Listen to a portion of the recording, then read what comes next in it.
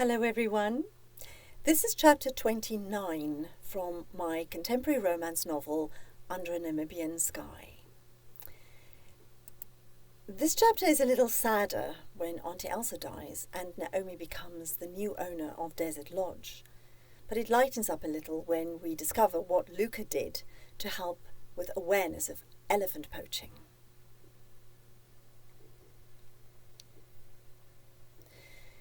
The sun cast afternoon shadows on the other side of the house by the time Luca landed the jet at the lodge. He taxied it into the hangar. As it was a Saturday, many of their guests had stayed over, using the wedding as an excuse to take a weekend break. Several people were having afternoon tea in the Lapa, while others were still in their rooms recovering from their siesta. A few others were in the pool, cooling off. Luca and Naomi followed the sound of the many voices coming from the Lapa, knowing it was the best place to find everyone. They weren't wrong. Santina and Enzo were sitting at a table talking with their Italian friends who'd stayed on for a short vacation following the birthday party and then the wedding. When Santina saw them, she got up and walked toward Luca. She appeared hesitant. But Luca excused himself from Naomi, ran to Santina, picked her up, and turned around and around with her in his arms as they giggled like teenagers. After he'd set her down gently again, he hugged her tight to his body, kissing the top of her head. As she got closer, Naomi could hear his soft words at Santina. "You're the best mother I could have ever asked for, and I'm so grateful you finally dared to tell me. Thank you." He took Santina's hand, and bringing it to his lips, he kissed her fingers before taking Naomi's in his other hand and leading both women back to the table in the Lapa. Once there, Enzo got up and hugged his son, patting Luca's back as he did so. Naomi felt comfortable leaving Luca with his parents and made her excuses to visit Auntie Elsa. As she had received no phone calls to tell her otherwise, she'd assumed Auntie Elsa was all right, but she was keen to see for herself. Carrie looked up from the book she'd been reading to Auntie Elsa when Naomi opened the door without knocking first. The room felt gloomy. A strange smell immediately assaulted Naomi's nose, but she couldn't figure out what it was. Carrie smiled at Naomi and gave her a little wave. Naomi returned her greeting as she walked to Auntie Elsa's bed, but as she got closer, she was shocked to see how much Auntie Elsa had deteriorated so fast. She seemed thinner somehow, her skin yellower, her face more drawn, and now even the whites of her eyes were yellow. She sat propped up on pillows as a precaution against developing pneumonia. A tiny, thin hand laid on top of her duvet, her arm slightly bent and still attached to the drip above her head. Her other hand was under the duvet, for warmth, no doubt. When Naomi touched her hand, it felt icy cold and clammy. Auntie Elsa smiled weakly at Naomi. "Hello, my darling. I'm glad you're back. Did you have a good time?" Naomi couldn't think now about her night and morning of carnal pleasure with her new husband, while Auntie Elsa had been lying here dying. She felt tears prick behind her eyes, but refused to give in to them. Naomi nodded. She tried to smile, but could feel it was sad and forced. Auntie Elsa closed her eyes. "No need to be sad, darling. I'm going to vote her." Carrie put the book down. She gestured for Naomi to follow and held the door open for her. Naomi patted Auntie Elsa's hand. "I won't be long, okay?" Auntie Elsa's eyes remained closed, but she nodded slightly to show she'd heard Naomi's words. Naomi followed Carrie from the room. They walked in silence to the guest lounge, where they remained standing just inside the room. Carrie hugged her friend and smiled at Naomi. "So, did you have a good time? Was it everything you thought it would be?" Naomi blushed pink at the memory of what Luca had done. His tongue. "It was, unexpected." Carrie laughed. Yes, that's a good word for it. But you look radiant, so I guess it was more than unexpected. Good for you. I'm so glad it worked out this way. We've changed Luca's suite into your honeymoon suite, but it was probably for the best to have your first night together somewhere away from here. Naomi didn't expect such consideration from Kerry, but she should have known her friend would do something like that. You did? I mean about Luca's suite? How lovely of you. Thank you, hon. Well, yes. Where else were you guys going to sleep? That's before you told me you were going to the Namib Sands. I bet it was gorgeous. Yes, it was. But Naomi didn't want to talk about her wedding night. Not yet. She wanted to make sure Auntie Elsa's night was okay. She became serious. How long has she been like this? Kerry sighed. She started to deteriorate very quickly early this morning. The member of staff who'd been watching her during the night came to wake me. I'd been sitting with her ever since then. Kerry yawned and stretched. Only now did Naomi see how tired Kerry looked.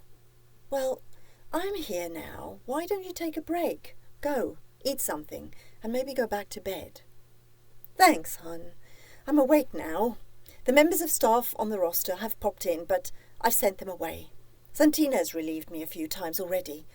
I knew you'd be back this afternoon because Luca spoke to Santina this morning. I figured it was best we stayed with Auntie Elsa today. Called the doctor just before you came in. He should be here soon. He'll tell us how long she still has, but I don't reckon it's much longer. Do you? Naomi shook her head. Tears pricked behind her eyelids again, but she wouldn't give in to them. Thanks, Kerry. You're an angel. I love it too, you know. The two friends walked back, arm in arm. When they reached Auntie Elsa's door, Naomi laid a hand on Kerry's arm. By the way, what's the weird smell in the room? Kerry gave a small snort. One of Santina's friends is a therapist of sorts. She concocted a mixture of essential oils to help aid Auntie Elsa's breathing. Don't you like the smell? I thought it was quite soothing. Oh, I see. It's not unpleasant, it's just weird. I've never smelled anything like that in her room before. Does it help her? It seems to. Naomi nodded. That's good then. Kerry opened the door, and the friends went quietly to Auntie Elsa's bed. Kerry went to sit in the chair she'd previously occupied. Naomi sat down on the bed, holding Auntie Elsa's hand, as she did before they'd left. Kerry started to read again. Naomi recognized the book. It was one of Auntie Elsa's favourites. Kerry's voice was soothing as she read the words Auntie Elsa had, no doubt, read herself many times before. Auntie Elsa's eyes stayed shut. Her breathing was shallower, but a small smile played around her mouth as Kerry read, and Naomi knew she was listening to the story. A soft knock, followed by the doctor entering the room, put a stop to Kerry's reading. He rushed to the bed. Naomi and Kerry both got up and took a few steps away to allow him easy access to Auntie Elsa. As was his custom, he asked them to wait outside while he examined his patient. The two friends complied without argument and closed the door behind them. They walked in silence back to the guest lounge. Chef, who'd seen the doctor on his way to Auntie Elsa's room and knew the drill, got a waitress to serve coffee in the guest lounge, where he knew Kerry and Naomi would be. When the doctor entered the guest lounge nearly half an hour later, Naomi knew from his face he was the bearer of bad news. He sat down and ran a hand through his thick dark hair, a small sigh escaping his lips. His eyes found Naomi's. It's not good news, I'm afraid. Her pulse is very weak. I've made her as comfortable as I can, and I don't believe she's in any pain right now. But I won't leave her bedside if I were you. They stood when he stood. Naomi shook his hand. Thank you, Doctor. Just as he left, Luca, Santina and Enzo came walking through the French doors. Luca took one look at Naomi's face and immediately went to her. He put an arm around her shoulders and gave her a squeeze, kissing the top of her head. Come, amore mio. Let's go to Auntie Elsa." On the way, she explained what the doctor had told them moments earlier. Carrie held open the door, and everyone tiptoed into the room to sit around Auntie Elsa's bed. Naomi took her seat on the bed next to Auntie Elsa again, and Santina sat on the bed on the other side. Although Auntie Elsa's eyes were shut, a tiny smile indicated she knew they were there, and she appreciated their company. Carrie hadn't joined them. Naomi assumed she'd gone to carry out her managerial duties, but moments later she opened the door again and stood aside, allowing a single file of sand singers to enter the room. When they stood at the foot of Auntie Elsa's bed, Carrie retook her seat. She nodded at the singers, and they sang very softly. It was a different song than the others they'd sung before. Even though Naomi couldn't understand the words, she knew this was a song of farewell. Everyone seemed to know it. Santina and Enzo took turns to kiss Auntie Elsa's forehead before they sat down next to each other holding hands. It appeared holding on to each other would give them the reassurance that Auntie Elsa's imminent death had challenged. Luca and Carrie also kissed Auntie Elsa's forehead before sitting down on her bed. Carrie held Auntie Elsa's other hand, and Luca, who'd come to sit behind Naomi, put an arm around her waist for support.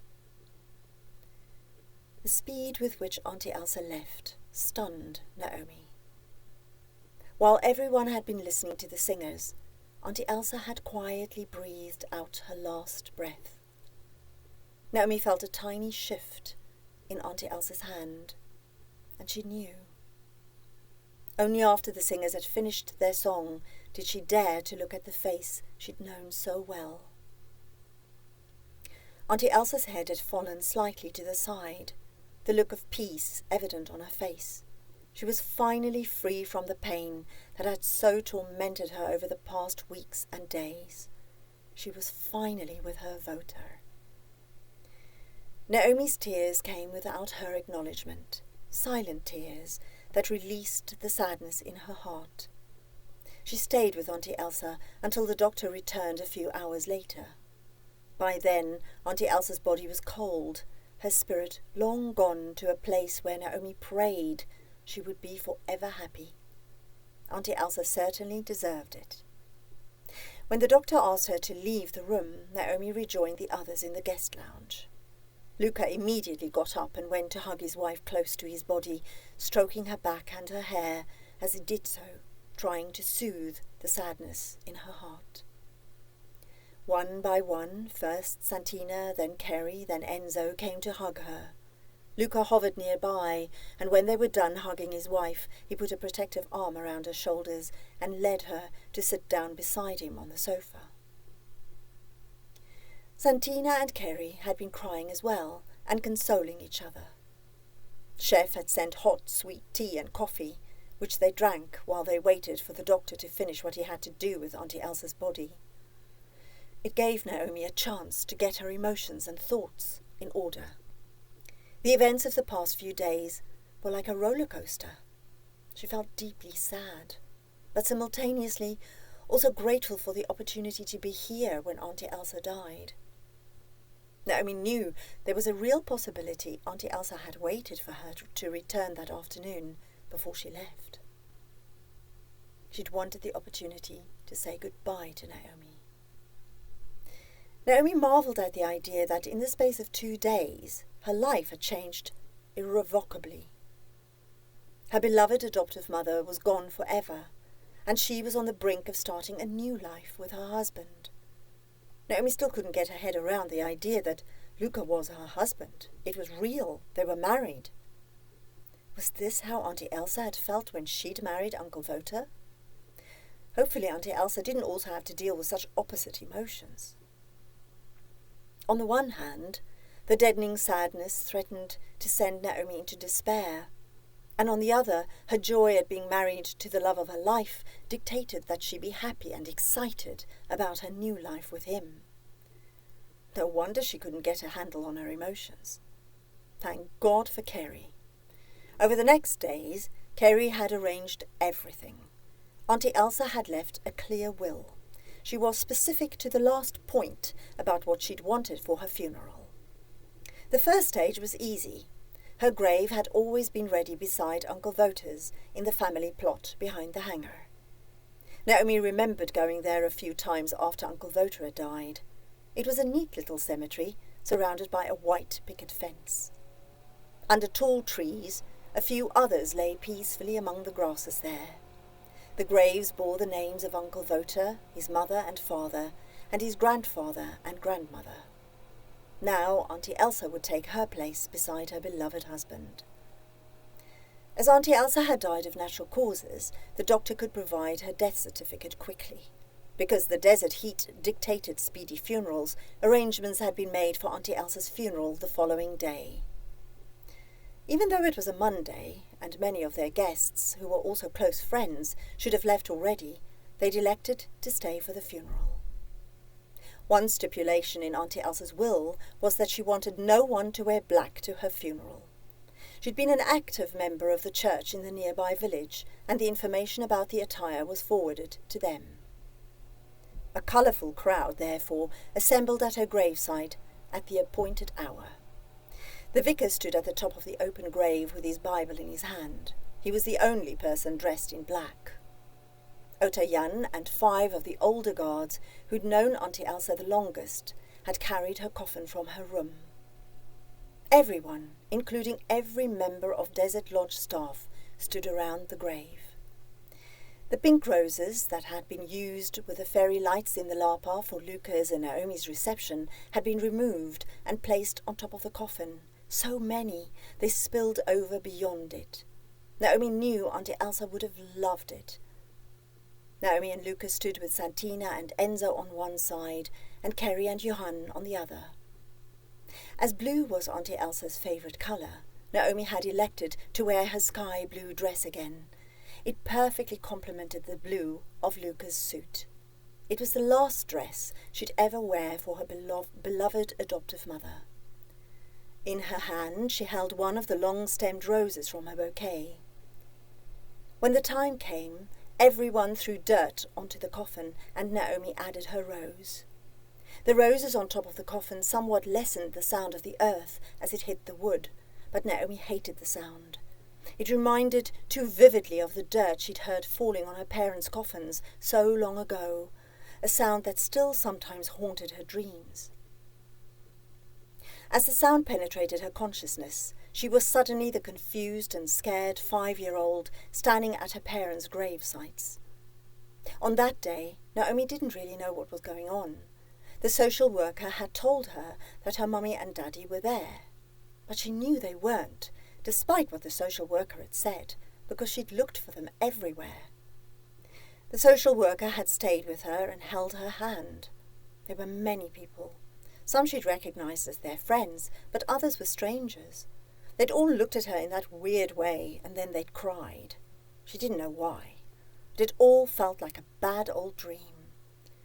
Later that day, when the social worker took her to her new foster parents, she'd explained that Naomi would live with them from now on. The social worker had said more things about foster parents, that Naomi didn't belong to them, or something like that, but Naomi felt so numb. She'd barely heard the social worker and couldn't say anything. Instead, she just nodded and sat quietly while the social worker spoke to the young couple who'd looked but not smiled at her. Perhaps her black dress had seemed strange to them. It had certainly felt stiff and unnatural, and she'd fidgeted with a collar that threatened to choke her. The couple had seemed nice enough while the social worker was there, but once she was gone, their attitude toward Naomi had changed. They'd stared at her as though she was something at the bottom of someone's shoe, and they'd hardly spoken to her.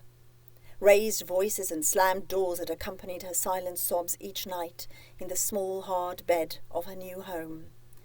It was next to a newly decorated nursery that had given her the impression they would have preferred a baby and not someone as old as her. At least she could attend the same school as before, but even there, everyone had seemed strange. They looked at her differently. They'd acted weird around her. She'd felt so alone. There was no one she could talk to, even if she'd wanted to. She'd missed her mummy and daddy so much her whole body ached. She had new parents now, but she couldn't cry in front of them, or anyone, She wouldn't, though the tears always sat in her throat. It was the start of her ability to escape into the books she'd borrowed from the school library. The heat of the sun and the vicar's voice infiltrated her thoughts. For moments it felt her two selves, the little girl and the adult Naomi, had blurred into one. When everyone left, Naomi stayed behind to spend a few moments alone at Auntie Elsa's grave. Luca understood, but reluctantly let go of her hand as he turned to walk away. She sat down on the ground next to the grave. It was peaceful here. She fervently hoped Auntie Elsa was already with Uncle Wouter and that she was happy.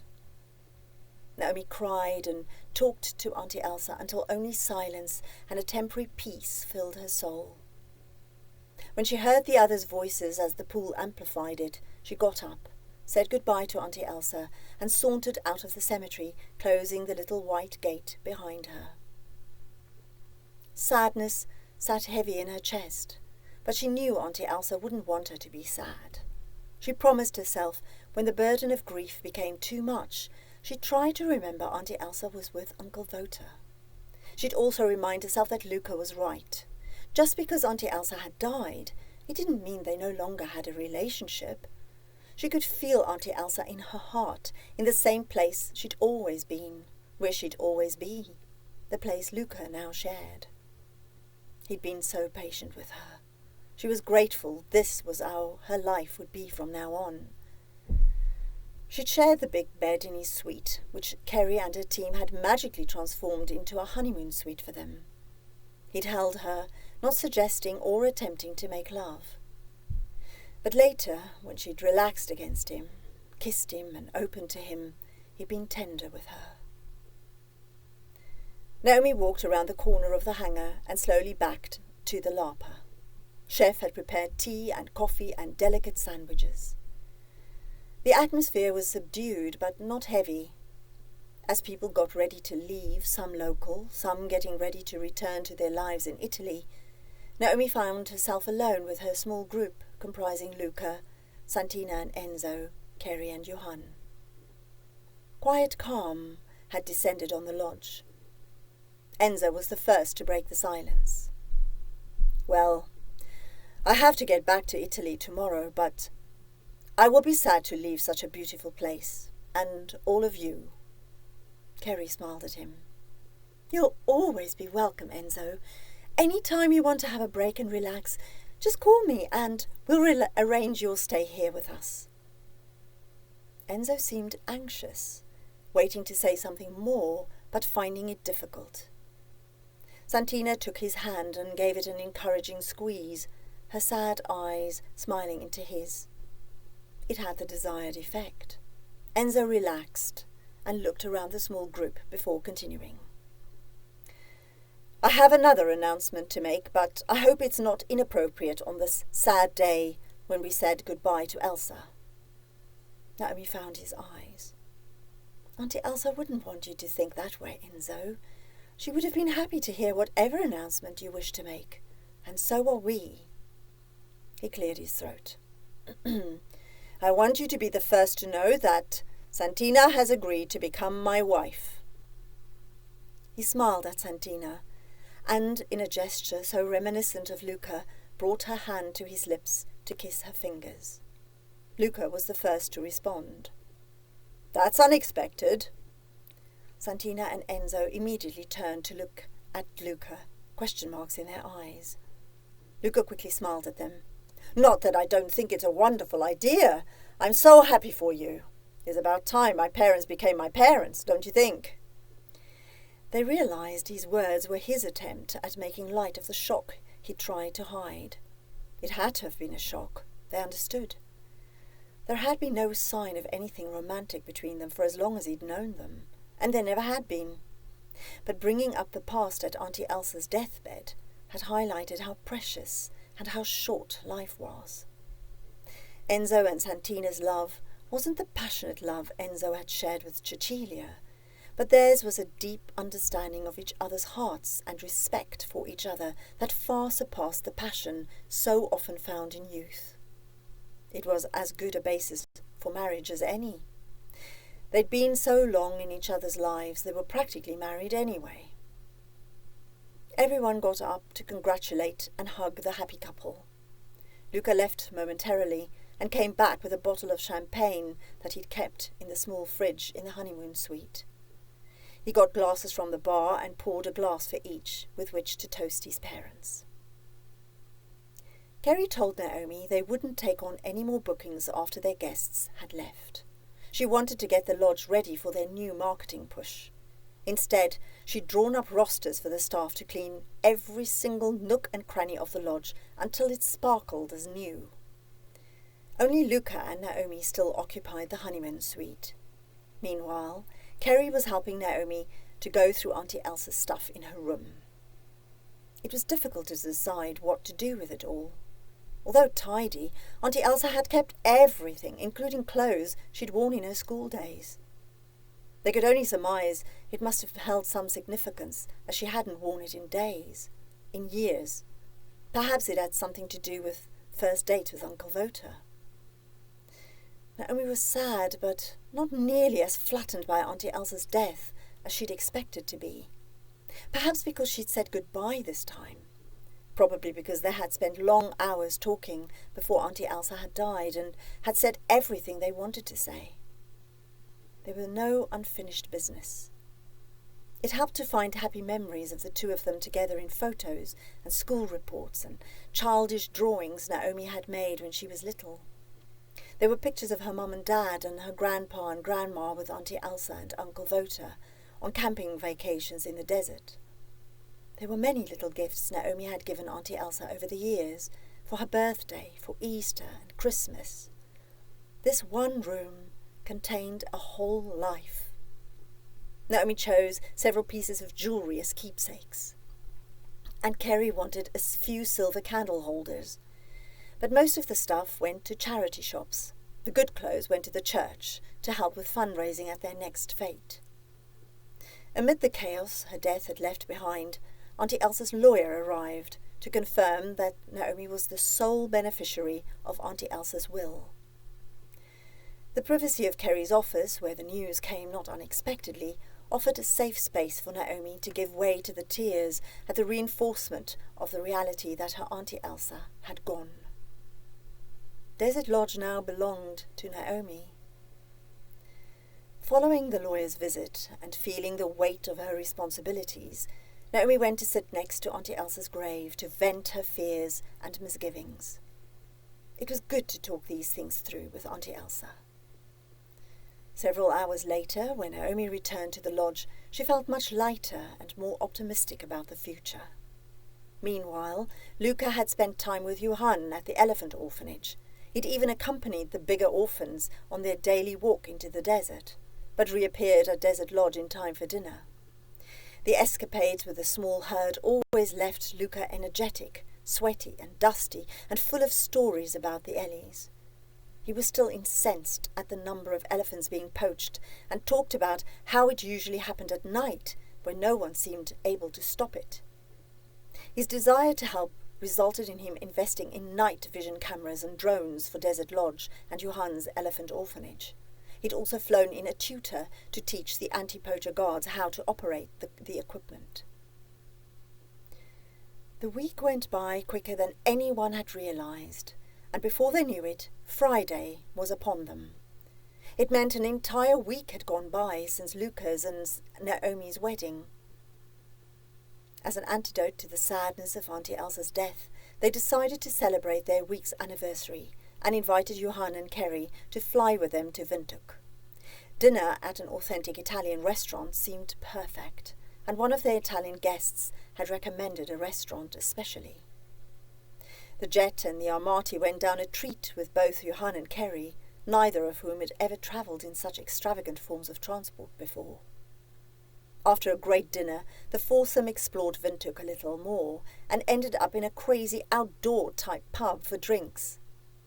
Above the smell of beer and barbecue and the babble of voices, the obligatory television blared on a wall near the bar. No one was paying attention, but Johan did a double take as something caught his eye on it. "Isn't that Stefan?" Everyone watched as a newscaster said anti-poachers had found Stefan's body and elephants had trampled him to death in the desert. A short film about Eli Naomi shot by Luca followed the item. When it ended, everyone turned to face Luca. His shy smile emphasized his joy as the others bombarded him with questions. Well, I thought it would be a good way to highlight the plight of the Ellies being orphaned because of poachers killing their mothers. I've discovered the reason for the increase in poaching lately is that people are stockpiling the ivory and banking on the fact that the animals will become extinct soon. That way, they'll be the only ones with the ivory and the richest. It infuriates me. Johan's voice boomed above the surrounding noise. That's bloody clever, Luca, man. Now the poachers will think twice about killing elephants when the elephants might wreak revenge on them. In the jet, on the way back to the lodge, Luca pulled out copies of National Geographic magazine and gave a copy to each of them. Naomi's eyes lit up. Oh, Luca, you did it! She couldn't be more proud of him. In the next chapter, we join Naomi as she says goodbye to Desert Lodge. But it's not forever. She and Luca had agreed that they'd spend a few months in Italy and a few months at Desert Lodge. But would it work? Thank you so much for listening. Thank you for watching. Thank you for liking and sharing my videos. And most of all, thank you so much for subscribing to my channel. And if you haven't yet, please do so. I'd be so honored if you did. And it helps me to make more videos and to allow me to be known to YouTube. So that it'd be great. Thank you so much. So until next time.